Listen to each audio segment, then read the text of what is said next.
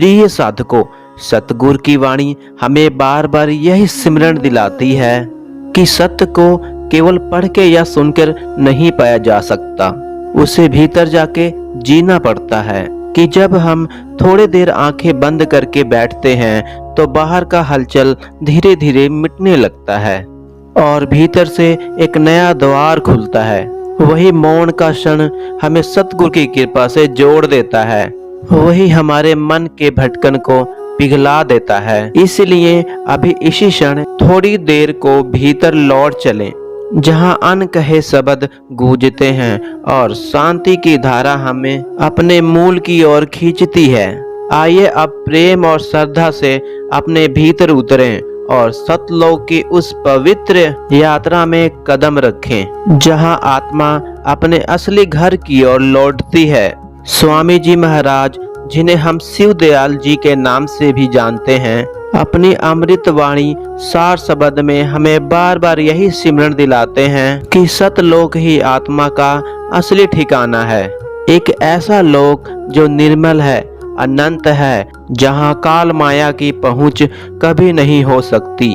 वहां सतपुरुष की अनंत ज्योति आत्मा को इस प्रकार आच्छादित कर लेती है कि हर क्षण केवल प्रेम और शांति में डूब जाता है। आज हम एक ऐसी जगह जाएंगे, उस ओर जहां भ्रम नहीं, कोई बंधन नहीं, ना आवागमन का चक्र है, केवल सतलोक का अंत आनंद है, जहां आत्मा अपने शाश्वत स्रोत में लीन हो जाती है। साधकों, जब हम सतलोक की बात करते हैं तो यह केवल किसी दूर स्थान की चर्चा नहीं होती, बल्कि आत्मा के अपने असली घर की पुकार होती है। स्वामी जी महाराज ने सार वचन क्वाय वचन 21 श्लोक 15 में बहुत कोमल शब्दों में कहा है, सतपुरुष की ज्योति अनंत है, जहाँ निरंजन की छाया भी समाप्त हो जाती है। यही वह दिव्य ज्योति है जो किसी सीमा में बंधी नहीं, ना उसका कोई आरंभ है ना ही अंत। वहाँ सतपुरुष स्वयं विराजमान है, सत्य और प्रेम का शाश्वत स्वरूप। हम जानते हैं कि सहस्त्रदल कमल पर जो नीली रोशनी दिखाई देती है वह ज्योति निरंजन का प्रकाश है, लेकिन वह अभी भी काल और माया के क्षेत्र में आता है। वह मार्ग का पड़ाव तो है, लेकिन मंजिल नहीं। मंजिल तो सतलोक है, जहाँ की रोशनी अनंत, शुद्ध और सर्वव्यापी है।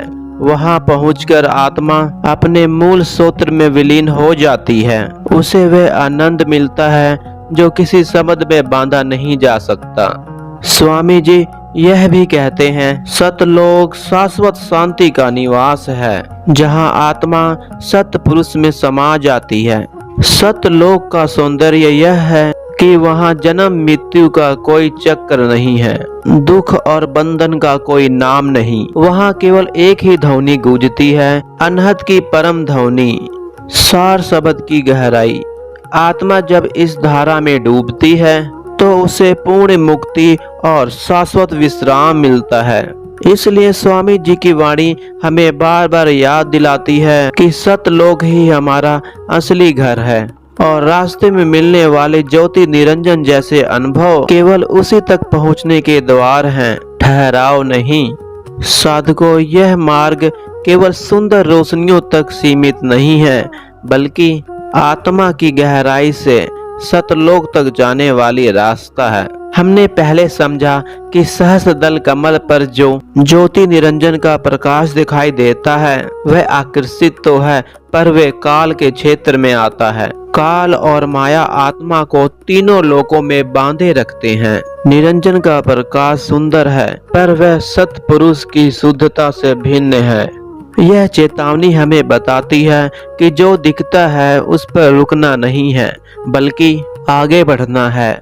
सतलोक की ओर जाने वाला मार्ग सहस्त्रदल कमल से शुरू होता है और फिर धीरे धीरे आत्मा त्रिकुटी की ओर बढ़ती है, जहां एक नई ध्वनि बुलाती है, जहां से मानसरोवर की अमृत धारा, फिर भंवर गुफा का रहस्य और अंत में सतलोक का द्वार खुलता है। हर पड़ाव पर अनहद नाद की ध्वनियां आत्मा को मार्गदर्शन करती है। कभी घंटे की टंकार, कभी शंख की गूंज, कभी बांसुरी की मधुर तांग, कभी मृदंग की गहराई और अंततः वह सार शब्द जो सब ध्वनियों का स्रोत है।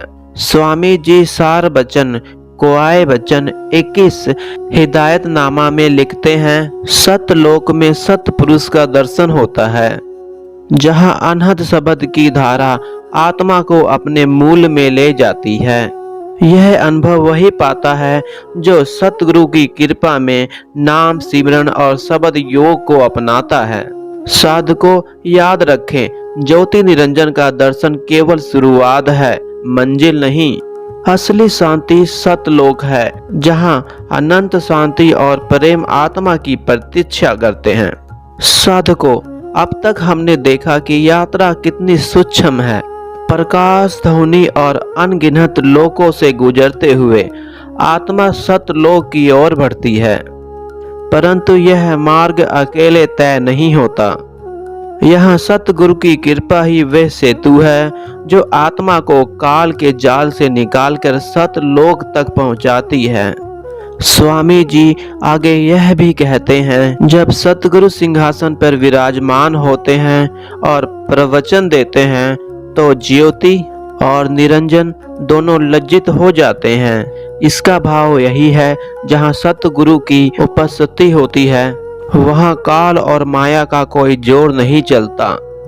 सतगुरु केवल उपदेशक नहीं बल्कि एक जीवांत शक्ति है जो आत्मा के भीतर की डोर पकड़ के उसे उसके असली घर तक ले जाते हैं। सार बचन गद्य अध्याय 3 श्लोक 20 में स्वामी जी कहते हैं, सतगुरु की कृपा से आत्मा निरंजन के जाल को पार करके सतलोक में प्रवेश करती है। इसका अनुभव वही साधक करता है जो पूरी श्रद्धा और समर्पण से सतगुरु के चरणों को पकड़ता है। उनकी दी हुई शिक्षाएं, उनका सत्संग और सबसे बड़ी बात उनके द्वारा दिए गए नाम, यह सब आत्मा को शब्द की धारा से जोड़ते हैं। यही नाम, यही शब्द आत्मा को ज्योति निरंजन जैसे सुंदर पर सीमित अनुभव से आगे ले जाकर सतलोक के अंत आनंद में डुबा देता है।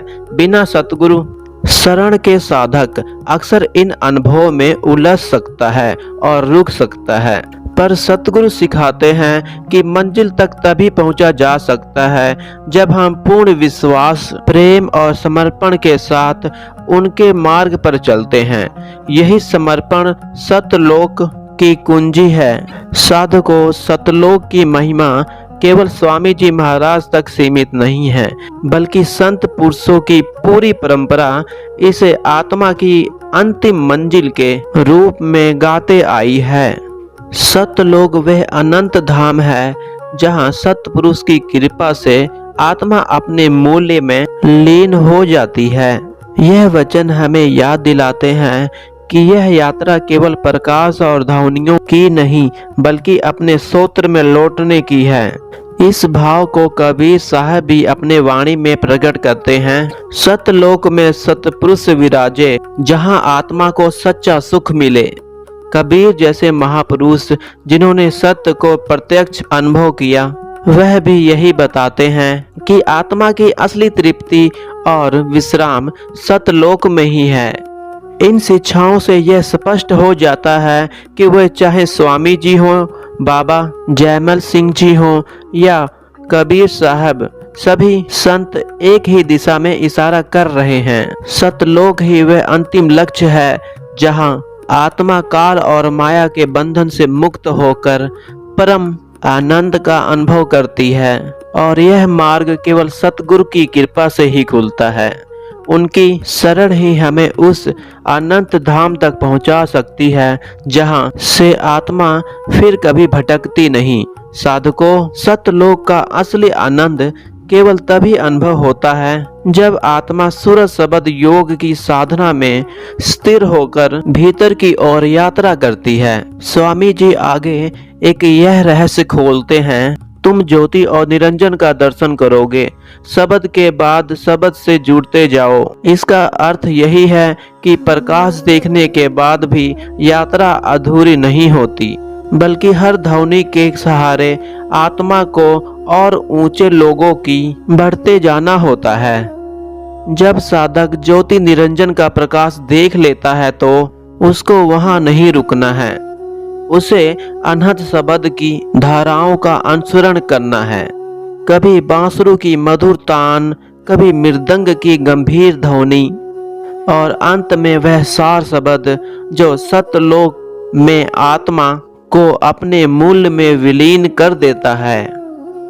साधना का अभ्यास तभी सफल होता है जब यह पूरे ध्यान और नियमितता से किया जाए। शांत स्थान पर बैठकर रीढ़ सीधी रखकर आंखें बंद कर लें। भूमध्य पर ध्यान केंद्रित करना चाहिए। सतगुरु द्वारा दिए गए पवित्र नाम का मानसिक जाप करते हुए भीतर टिकाना ही नाम सिमरन है। हर सांस के साथ जब यह नाम हृदय में गूंजते हैं तो भीतर की ज्योति और ध्वनि प्रकट होने लगते हैं। ध्यान में जब घंटी या शंख की ध्वनि सुनाई दे तो उसका सहारा लेकर आगे बढ़ना है। त्रिकुटी पर बांसुरी और मृदंग की ध्वनि बुलाती है और अंततः सतलोक में सार शब्द की अनंत धारा आत्मा को पूर्ण मुक्ति प्रदान करती है। सार बचन गद्य अध्याय 5 श्लोक 12 में स्वामी जी स्पष्ट कहते हैं, नाम सिमरन और शब्द भजन के बिना आत्मा काल के बंधन से मुक्त नहीं हो सकती। इसलिए साधना का आधार है नियमितता। रोज 2 से 3 घंटे सिमरन और भजन करना। जब मन इधर उधर भटकने लगे तो उसे कठोरता से नहीं बल्कि कोमलता से वापस नाम पर लाना है। यही अभ्यास धीरे धीरे मन को शांत करता है और आत्मा को उस सतगुरु की कृपा से उस दिव्य धारा में जोड़ देता है। सत्संग की नियमितता और सतगुरु की वाणी का श्रवण इस यात्रा को स्थिरता और गहराई प्रदान करते हैं। अब प्रिय साधकों, अब थोड़ी देर के लिए सब कुछ छोड़कर केवल अपने भीतर लौट चलें। 5 मिनट तक आंखें बंद करें और अपने सांसों को धीमा एवं शांत होने दें। धीरे धीरे चेतना को भूमध्य पर टिकाएं और सतगुरु द्वारा दिए गए पवित्र नाम का मानसिक जाप आरंभ करें। हर सांस के साथ अनुभव करें कि एक अनंत निर्मल ज्योति आपके भीतर से प्रकट हो रही है और आपको घेर रही है।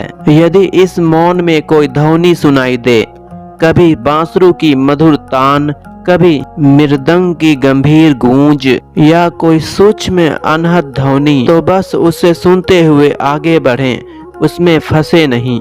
विश्वास रखें कि यही सतगुरु की कृपा है जो हमें धीरे धीरे मार्ग दिखा रही है।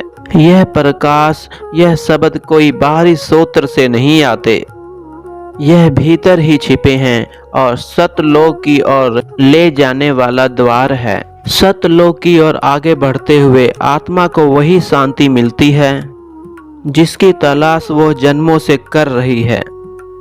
जब ध्यान समाप्त हो जाए तो मन में कृतज्ञता के साथ याद रखें कि इस अभ्यास को रोज थोड़ा थोड़ा करना है।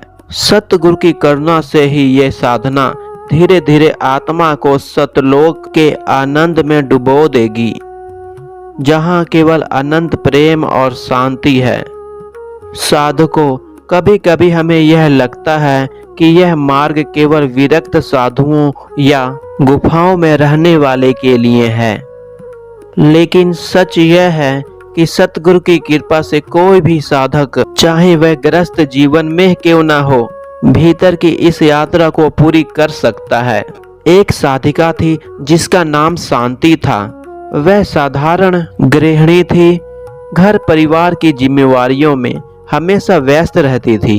एक दिन सत्संग में स्वामी जी की वाणी सुनी और उसका मन गहराई से छू गया। उन्होंने ठान लिया कि रोज 1 घंटा सिमरन अवश्य करेंगी। धीरे धीरे उनके भीतर का जीवन बदलने लगा। एक रात ध्यान में उन्हें सहस्त्र दल पर नीला प्रकाश दिखाई दिया।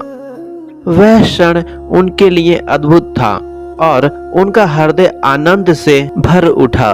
परंतु सत्संग में जब उन्होंने सार शब्द वाक्य वचन 21 की यह पंक्तियां सुनी, सतगुरु की ज्योति अनंत है, तो उन्हें समझ आया कि यह तो केवल एक शुरुआत है, मंजिल अब भी बहुत आगे है। उस दिन के बाद उन्होंने न केवल सिमरन को बल्कि सत्संग और सेवा को भी अपने जीवन का हिस्सा बना लिया।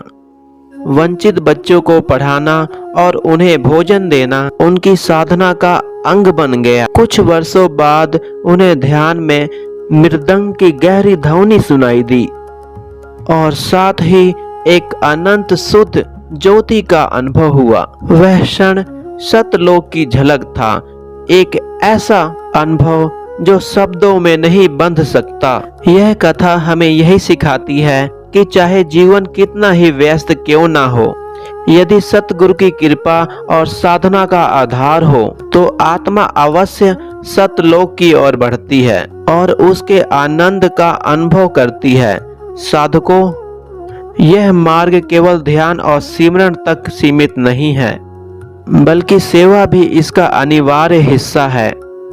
संत वाणियों में हमेशा यही बताया गया है कि जो साधना भीतर को शुद्ध करती है वही सेवा बाहर के जीवन को पवित्र बनाती है। स्वामी जी आगे स्पष्ट रूप से कहते हैं, सेवा और सिमरन से आत्मा का कल्याण होता है।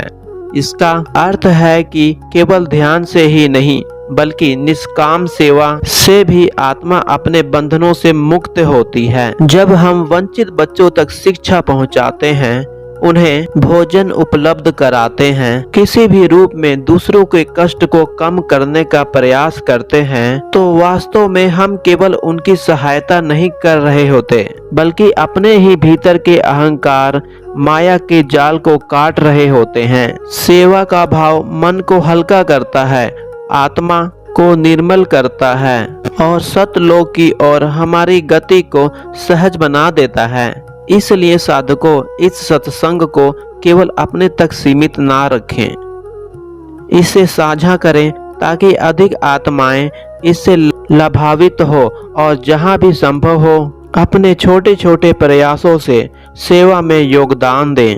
यही सेवा हमारी साधना को पूर्ण करती है और हमें सतलोक की ओर बढ़ने में सहारा देती है। प्रिय साधकों, स्वामी जी महाराज की वाणी बार बार हमें यही स्मरण दिलाती है कि सतलोक ही आत्मा का असली घर है। वही सत्य पुरुष की अनंत ज्योति और सार शब्द आत्मा का आनंद देते हैं जो कभी कहीं और संभव नहीं। ज्योति निरंजन का प्रकाश भले ही सुंदर लगे, पर वह केवल एक पड़ाव है, मंजिल नहीं। मंजिल तो सतगुरु के कृपा से ही मिलती है और वही हमें सतलोक तक ले जाती है। इसलिए जीवन का आधार नाम, सिमरन, शब्द, योग और सेवा को बनाएं, क्योंकि यही तीनों आत्मा की उड़ान के पंख हैं। यदि इस संदेश ने आपको दिल को छुआ है तो कृपया इस वीडियो को लाइक करें और अपने साथियों के साथ साझा करें। धन्यवाद।